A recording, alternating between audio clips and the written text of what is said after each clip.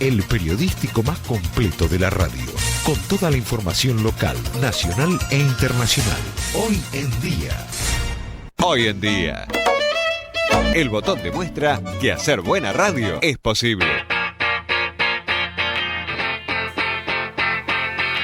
Bueno, seguimos en Hoy en Día. En la mañana hay novedades que después se las vamos a comentar acerca de quién va a la lista de La Libertad Avanza, que lo comentábamos antes y ahora ya se está confirmando. Pero bueno, son estas cosas locas que están pasando con las elecciones del 26 de octubre. Bueno, ahora vamos a recibir a nuestro invitado, pero previamente vamos a decir el nuevo mensajero, que es 2352-469-343. Entonces, 469-343. Perfecto, vayan mandando mensajitos ahí. Es nuestra nueva línea para comunicarnos en todos los programas de la radio. Así que me preguntaban por tiempo extra también. Tiempo extra se pueden mandar mensajes a ese celular, ¿sí? Los estamos mareando todos estos días, pero que tengan paciencia. Por ahora van a convivir los dos celulares, pero ese va a ser el que va a quedar. Bueno, un placer nuevamente recibir ahora, el día de psicólogos es hoy. Oye, sí, me dio la impresión de que era un día... Sí, ¿no? El psicólogo day. Un día sí. Fernando Lescano, un placer tenerte acá en la radio. Muchas gracias por invitarme a ustedes. La verdad que es lindo compartir esta mesa donde estás vos, está Laura ahí del equipo ahí con todos sus controles y compartiendo un mate. Y también venía escuchando a Gabriel, que realmente es muy interesante siempre su posición ante la comunidad y su compromiso también desde el teatro con temas que siempre que interpelan, ¿no? a todo el mundo. Hay que ir a ver esa obra. Recuerden entonces, este viernes a las 21 en el Teatro Italiano, vayan a sacar las entradas porque el teatro es bellísimo y lo que contaba Gabriel de Café Central es para sí o sí ir a verlo, ¿no? O sea, sí, muy interesante aparte la propuesta. Aparte de una persona que ha tenido muy premiada, es un hijo de Chacabuco que tiene un recorrido teatral con premios, con mucho reconocimiento en la escena porteña, así que... Sí, podía haberse agrandado y no lo hizo, porque obras premiadas y propuesta para distintas premiaciones de teatro, los premios ACE, no es cualquiera, Gabriel, ha hecho una carrera muy, muy linda y lo cálido que es él, ¿no? Uh-huh. Cálido y yo diría coherente, ¿no? Tiene estas personas que tienen esas coherencias cuando hablan, cuando hacen, cuando dicen que me parece que también es sumamente interesante hablar con este tipo de personas. También Fernando es un tipo coherente, ¿no? Sí. Lo que tiene para decir, lo dice, va de frente, se expresa también en las redes acerca de situaciones complicadas que están pasando, pero no solamente en Chacabuco, que tiene que ver con cómo estamos en salud mental, qué está pasando. Bueno, no podemos no decirlo. Digo, a ver, en Chacabuco estamos atravesando situaciones que tienen que ver con distintas personas que se han suicidado. Es un tema que, por supuesto, no tiene que ver solamente con psicólogos y psiquiatras, excede ampliamente, pero tenemos que empezar a tratarlo. Digamos, como medio de comunicación me parece que hay que empezar a darle un abordaje, al menos introducirlo para después continuar. Uh-huh. Y no es lindo hablar de esto, ¿no? No es lindo, pero es necesario. Sí, no es lindo cuando ocurren estas situaciones que son muy sensibles, hay personas implicadas, familiares, amigos, pero después la salud mental, sí está bueno hablar de salud mental, ¿no? Porque implica, porque eso también, según el concepto que uno tenga de salud mental, también va a determinar no solamente las políticas públicas, sino la reacción de cada uno de los miembros de una comunidad, uh-huh. ¿no? A veces lo primero que se piensa en salud mental es locura, ¿no? Y realmente la locura no es un concepto que venga, es un concepto que viene desde el espacio social. Donde se determina que alguien está loco porque ha perdido la razón o se encuentra solo, ¿sí? o su realidad no es compartible con el resto. Pero después el concepto de salud mental, por ahí habría que pensarlo desde lo que es la salud comunitaria y sanitaria, que es un proceso de salud y enfermedad, ¿no? Y ahí uno tendría otras cosas para decir, y no solamente de una manera negativa sobre la salud mental. A veces cada campo lo define. La salud mental está definida por un montón de discursos, que discursos no son palabras, sino son dispositivos de cómo uno lee, ¿sí?, el sufrimiento subjetivo y cómo piensa abordarlo. Y ahí está la psicología, se encuentra la psiquiatría, el trabajo social, la política, todos esos discursos que son dispositivos para leer y pensar eso.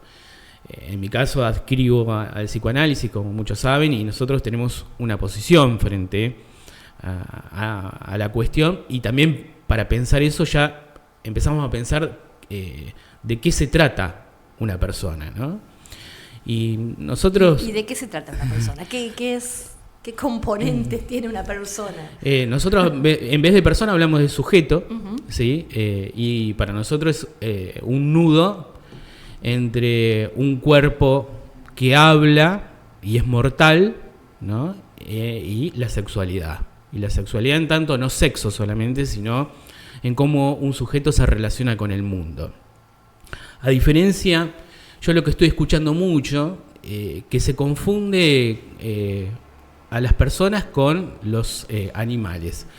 A ver, y esto no es una cuestión, somos mejores con los animales. Yo creo que hasta tenemos un defecto, ¿sí? Los animales tienen un instinto, nacen con un saber previo de cómo relacionarse con el otro, cómo aparearse, cómo conseguir comida, cuándo tienen que descansar, a qué le tienen que tener miedo. Y el humano eso lo perdió. Por el solo hecho de hablar, ¿sí?, entre ese saber innato que tienen los animales, aparece el lenguaje, y eso hace que el sujeto no tenga eso. En el psicoanálisis hay algo que se llama pulsión, que está mal traducido. Para mí, he leído a algunos autores que lo trabajan como deriva, que a mí me encantó, porque el humano está a la deriva, no tiene un saber previo de cómo relacionarse con los demás, y eso genera satisfacciones, problemas y muchos sufrimientos, ¿sí?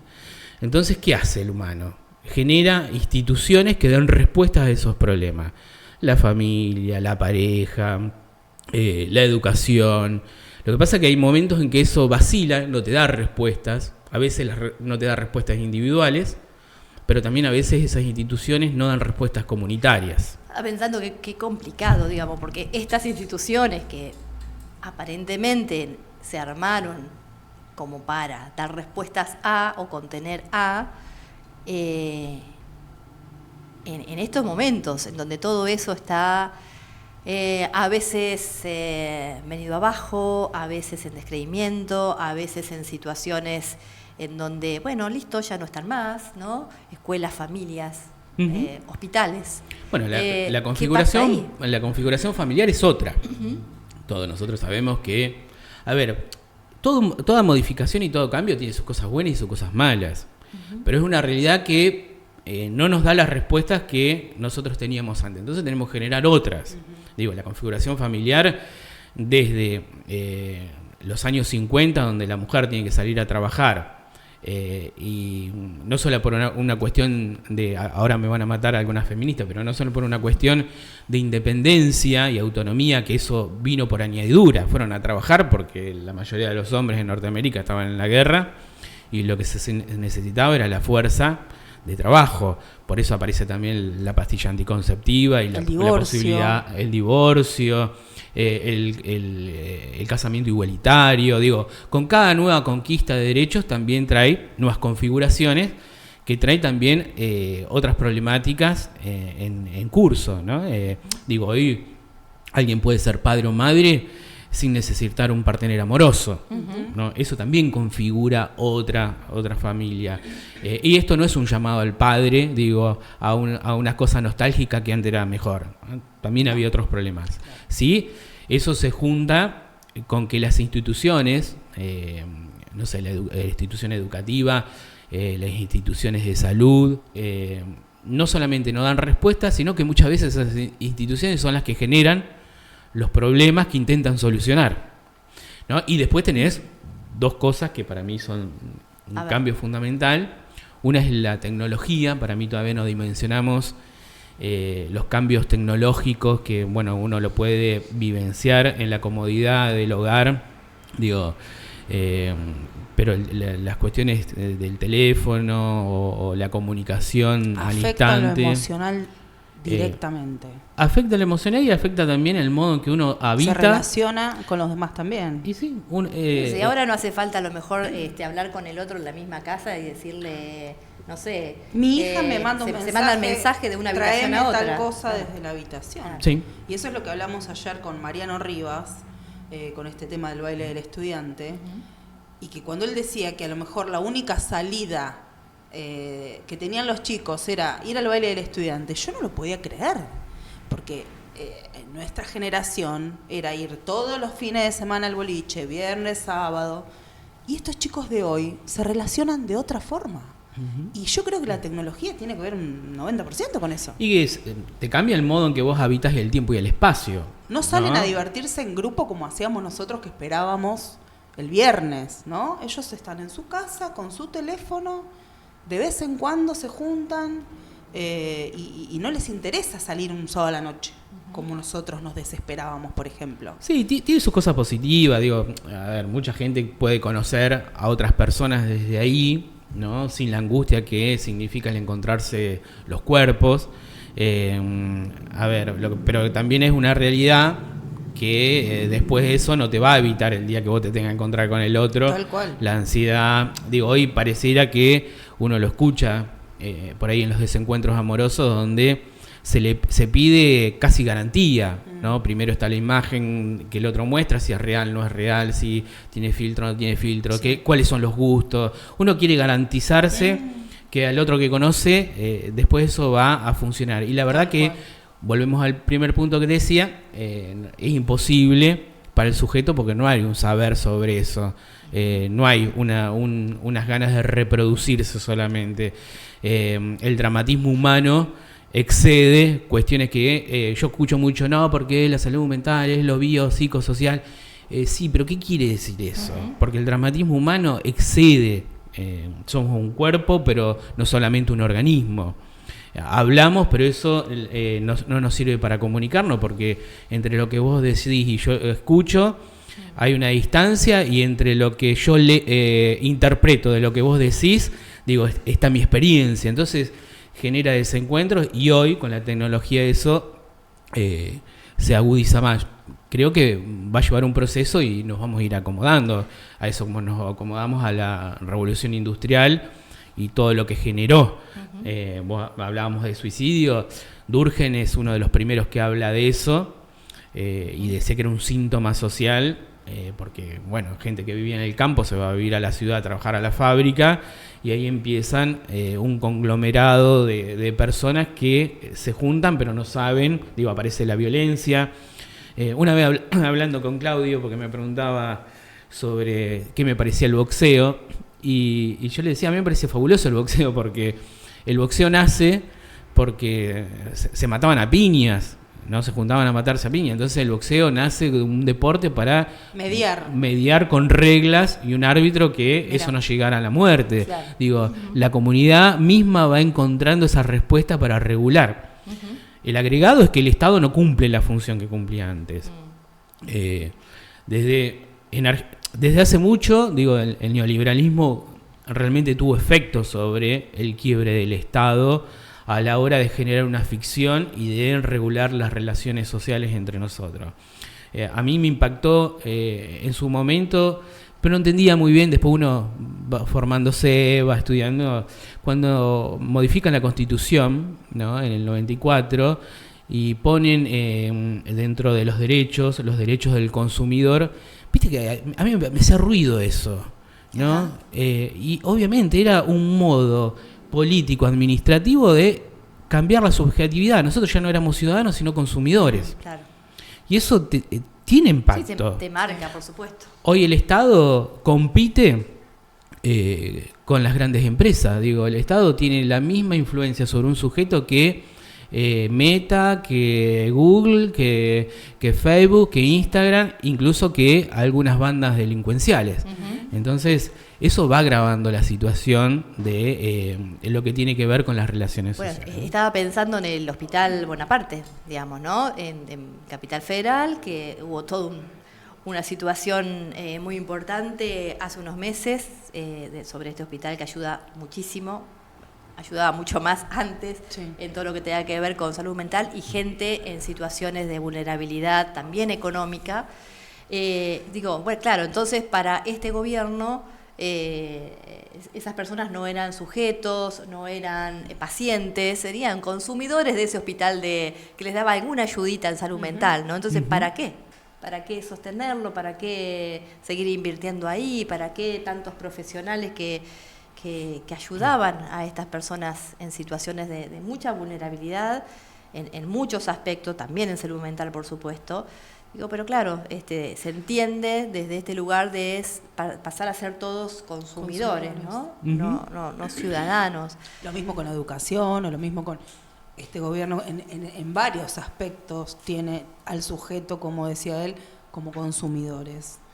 Porque lo de las facultades, lo del recorte de presupuesto para el Garrahan, o sea, es todo apuntado a eso, a que no somos personas. Eso lo que va generando es mayor vulnerabilidad y mayor ruptura del lazo comunitario. Te hace pensar que vos sos un individuo, que el consumo, el neoliberalismo ya tiene algo que se quiebra de la base, porque ¿qué te genera? Ya te genera una diferencia entre los que pueden consumir y los que no pueden consumir. Y vos preguntate qué va a pasar con los que no pueden consumir. Claro, son los que utilizan los que no pueden consumir, además, ¿qué es lo que pueden consumir? Claro. ¿No? ¿Qué dignidad va a tener su vida y qué aspecto va a tener, y qué respuesta va a tener en los otros que sí podemos consumir hasta ahora, ¿no?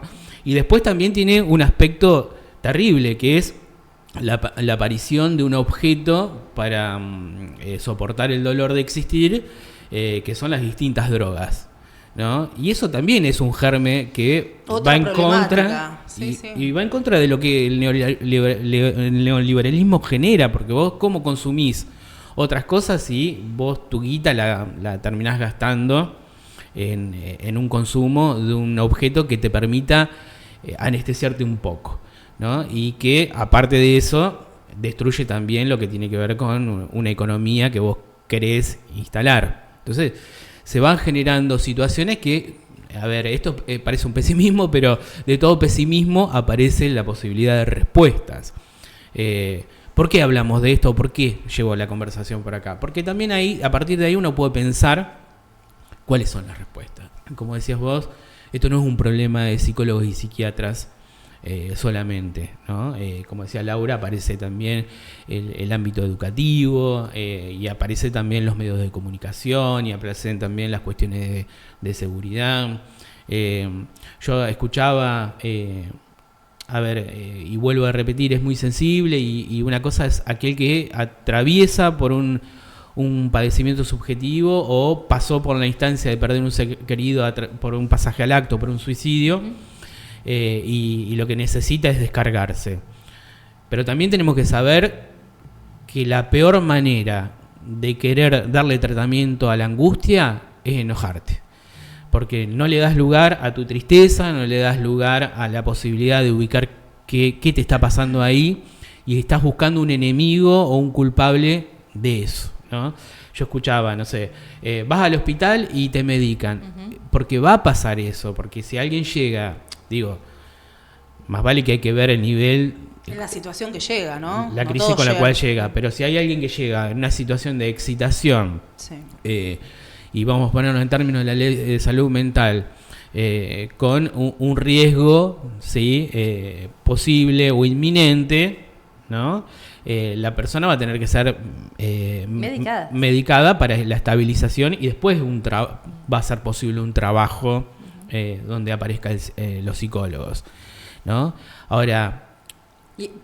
Y ahí es cierto, vos hablaste del enojo, y hay mucho enojo, sobre todo en redes sociales, en donde cuando aparece una noticia refería no sé si bien esto. o mal tratada, porque también los medios de comunicación tenemos cierta responsabilidad acerca de cómo tratar. Hay un código de ética de cómo tratar el tema de los suicidios en los medios de comunicaciones, y a veces se dan detalles que la verdad que no hay que darlos acerca de cómo la persona se mató, y la gran cantidad de opiniones tiene que ver con esta cuestión, ¿no?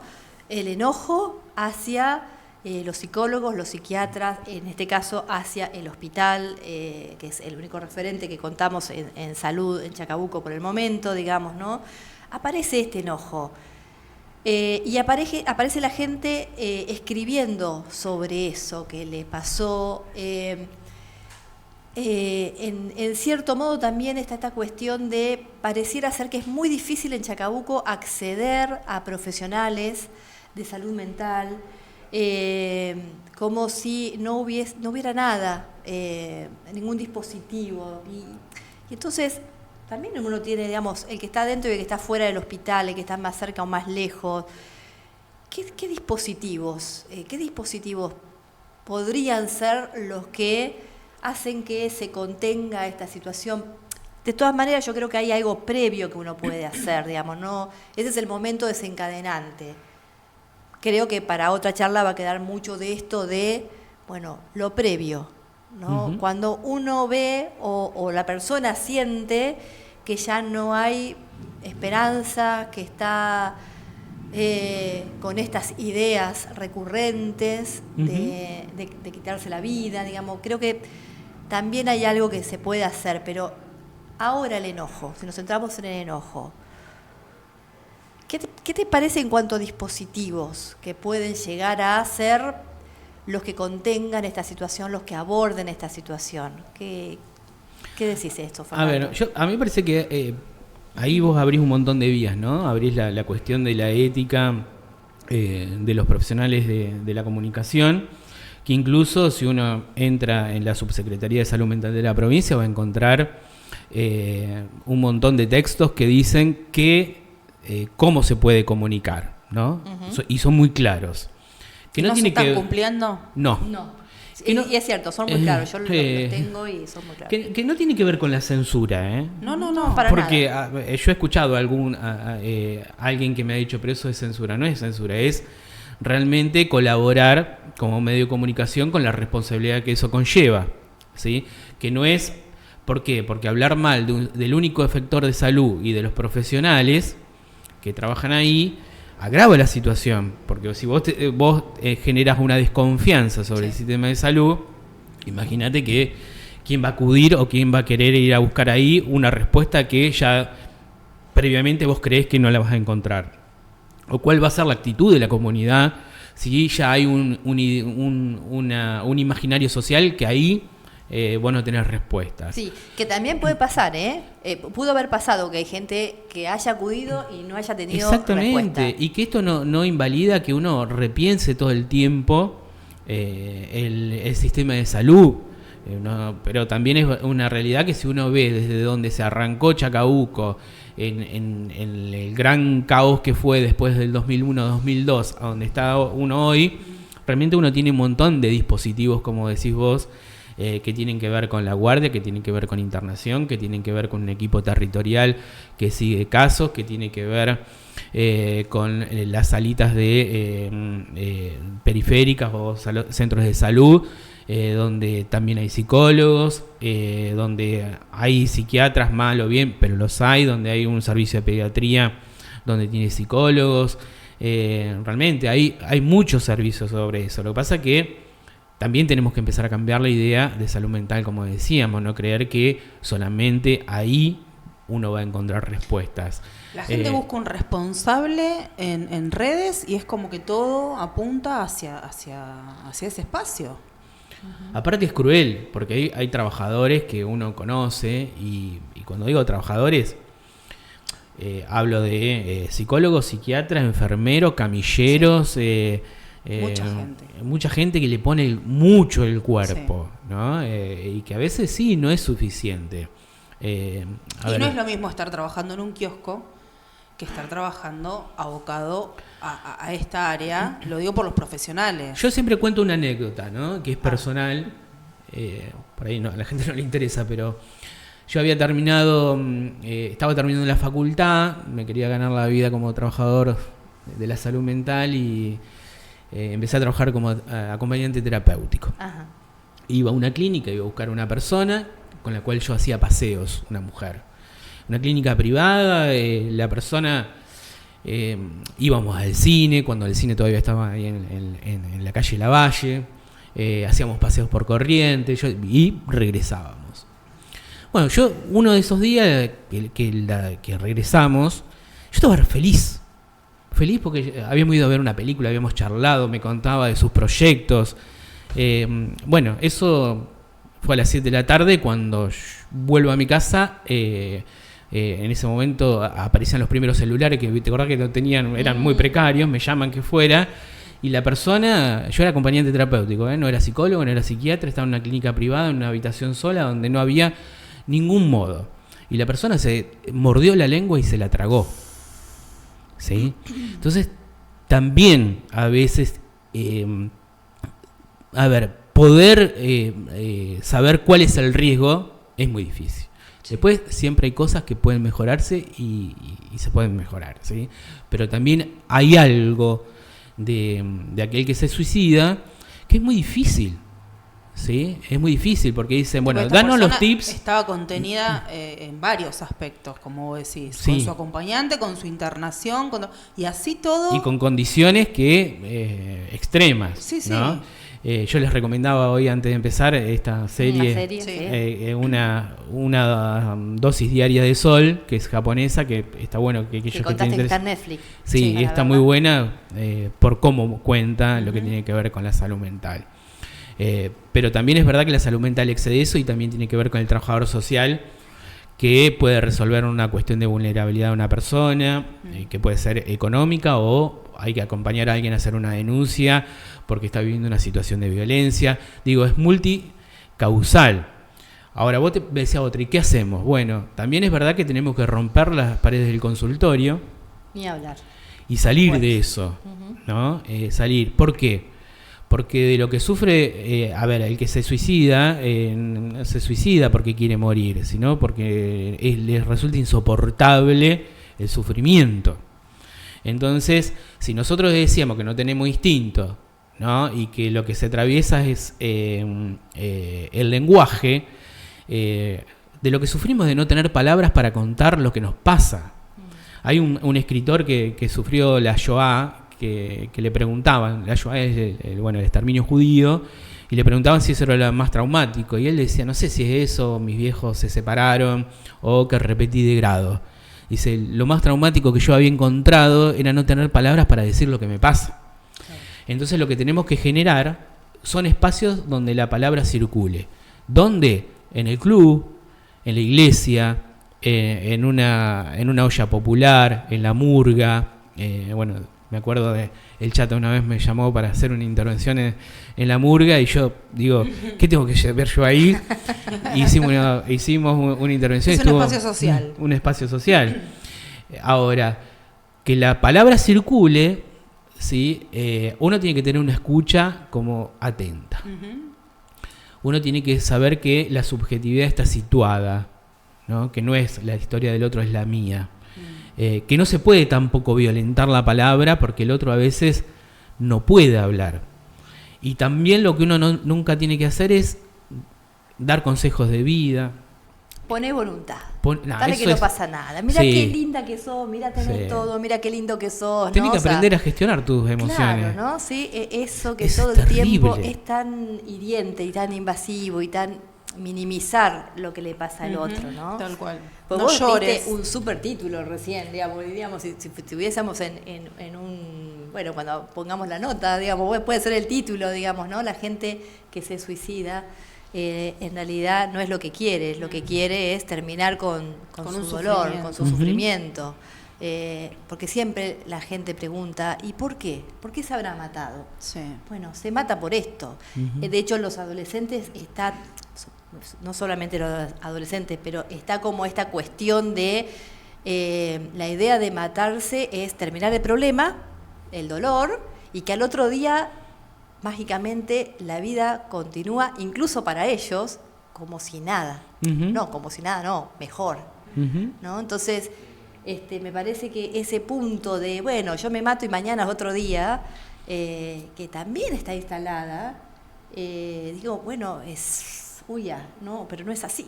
La realidad no es así. No es tan ¿Sí? banal, tan rápido y tan... No, pero no lo es. Para el que se mató, No. se mató. Claro. No, de ninguna manera lo para es. la gente que queda también es un enorme dolor, y salir de eso es muy difícil, y necesita también ayuda. A lo mejor la que no supo pedir esa persona, la reciben quizá los familiares después, ¿no? Si aprenden, como decís vos, a gestionar con palabras ese pedido. Que a veces es silencioso, Claro. el malestar, ¿no? Porque a veces piden tips. Y cuando es ruidoso, que aparece alguien con una crisis subjetiva muy visible, digo, y voy a ser claro, a veces hay delirios, a veces hay alucinaciones. Lo más difícil es cuando es silencioso. Cuando es silencioso, ¿no? Porque los sujetos hoy, con las demandas que hay, oscilan entre la fatiga y el exceso. Y lo que se juega ahí son dos cuestiones, ¿no? La pérdida y el vacío. Uno puede escuchar eso de una manera muy... que se repite mucho, ¿no? Uno podría decir, bueno, es la inhibición, el no puedo hacerlo, o el no puedo dejar de hacerlo, que es la compulsión, y cómo eso se repite. Pero a veces es tan silencioso que no se logra registrar, porque también cada uno de nosotros anda en su vida, se levanta uno, hace el desayuno, se va al trabajo, deja las cosas para los hijos, volvés, los va a buscar, y a veces esos modos de vida también hacen que se agrave la situación. Freud decía que para ser saludables necesitábamos trabajo o educación, estudiar, un poco de quitapena, que podía ser bailar, una droga, no sé qué, y también amar, ¿no? Y es verdad, pero también eso termina siendo una exigencia. Porque, a ver, vos, Analía, trabajás con un montón de personas que tienen discapacidad y nunca van a poder estudiar ni trabajar. Entonces, ¿qué?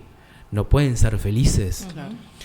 Aquel que tiene un desencuentro amoroso o que no puede sostener una relación amorosa. Que Sí. La sociedad impone todo el tiempo que tenés que formar una pareja, una tener familia, tener hijos. Exactamente. Entonces también Claro, a uno se veces siente un Se fracasado crea, en la vida. claro, digamos, ¿no? se crea un conflicto interno en la persona que a lo mejor no lo necesita. O sea, por no eso lo- hasta desde las teorías y prácticas de salud mental a veces somos responsables de las cosas que generamos, ¿no?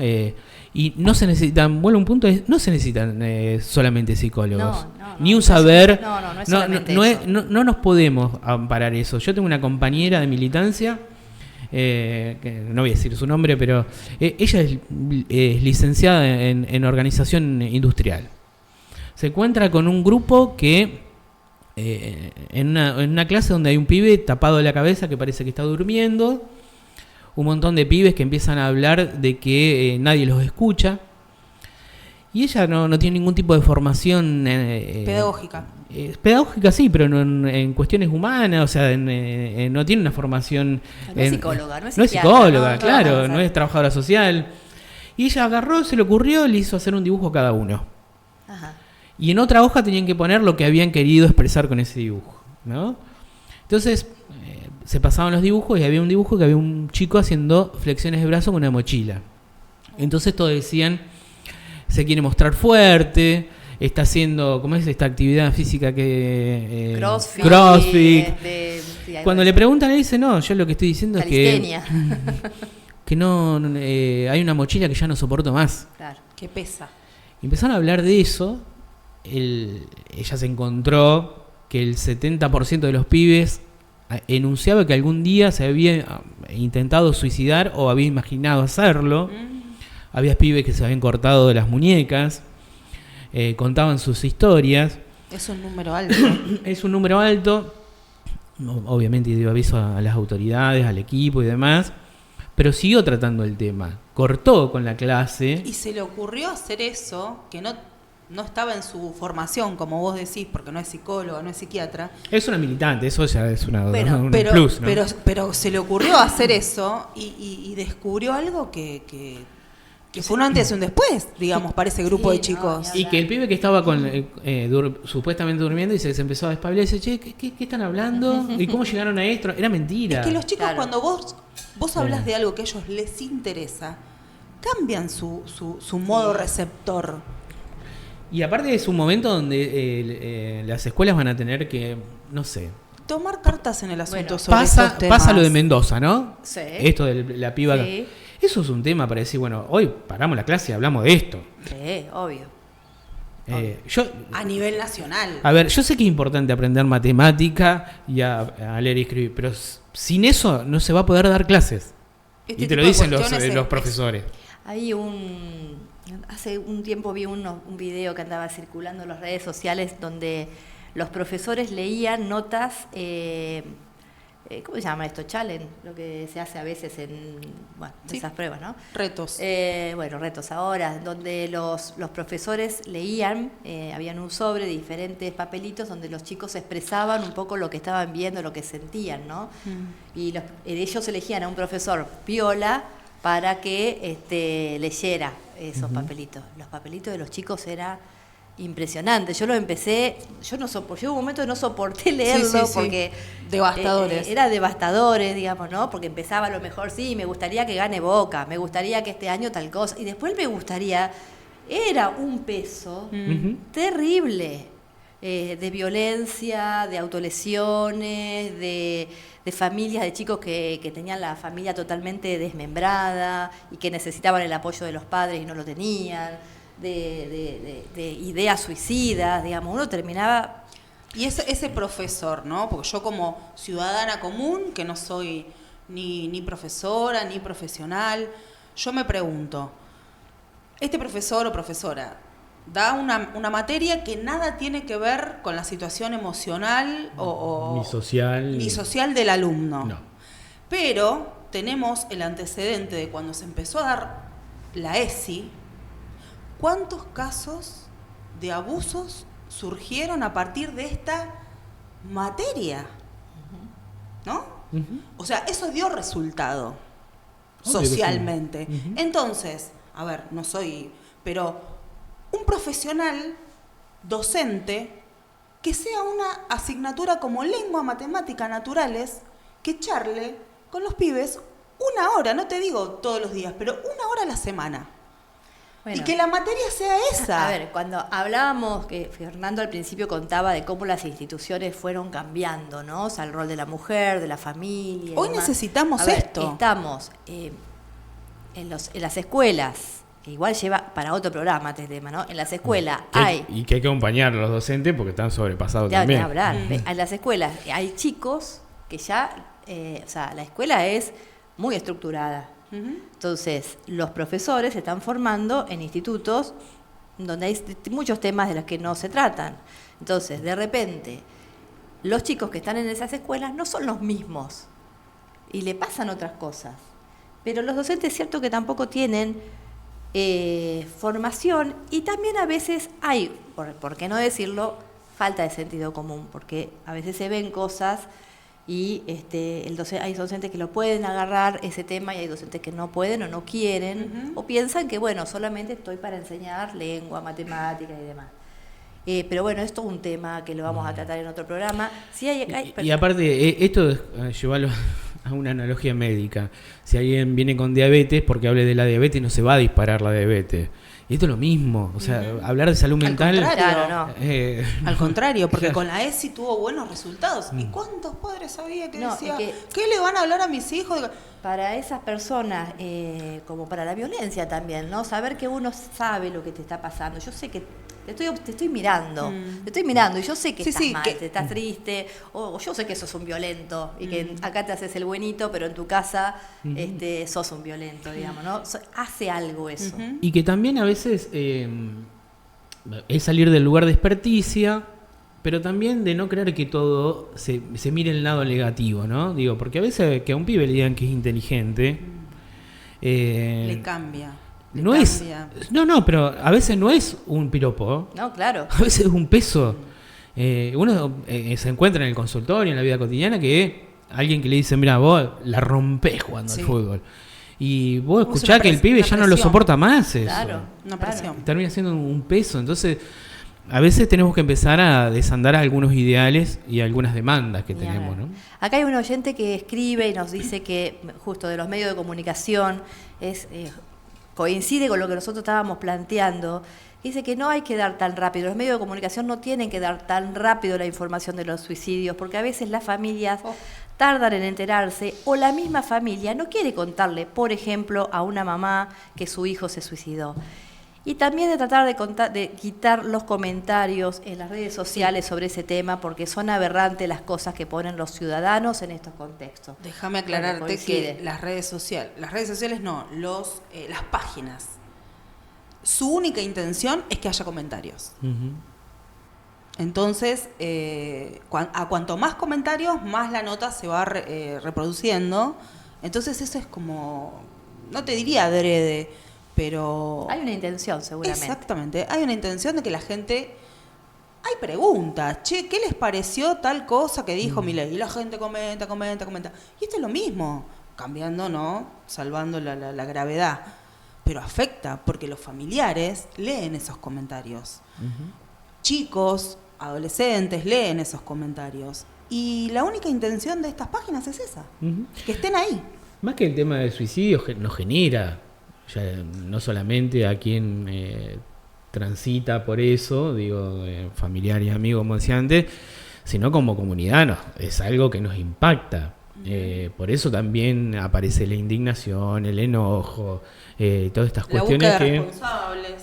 Pero no es lo mismo ser un miembro de la comunidad. A ver, también hay una responsabilidad, pero me parece que tenemos mayor responsabilidad quienes trabajamos en salud, quienes están en los medios de comunicación. Me parece que hay otra. Por supuesto, no vamos a correr de este lugar.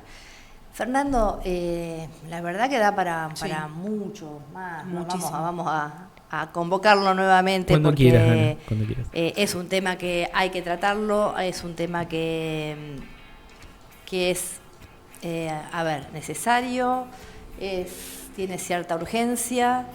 Creo que en Chacabuco, por suerte, es una ciudad donde si nos organizamos y si convocamos a quien hay que convocar, uh-huh, se pueden hacer un montón de cosas. ¿Sí? Estamos, no sé si a tiempo, pero me parece que sí, dispuestos. Y desde este lugar, por supuesto, que colaborar en todo esto que se pueda ayudar a la comunidad. ¿Sí? Uh-huh.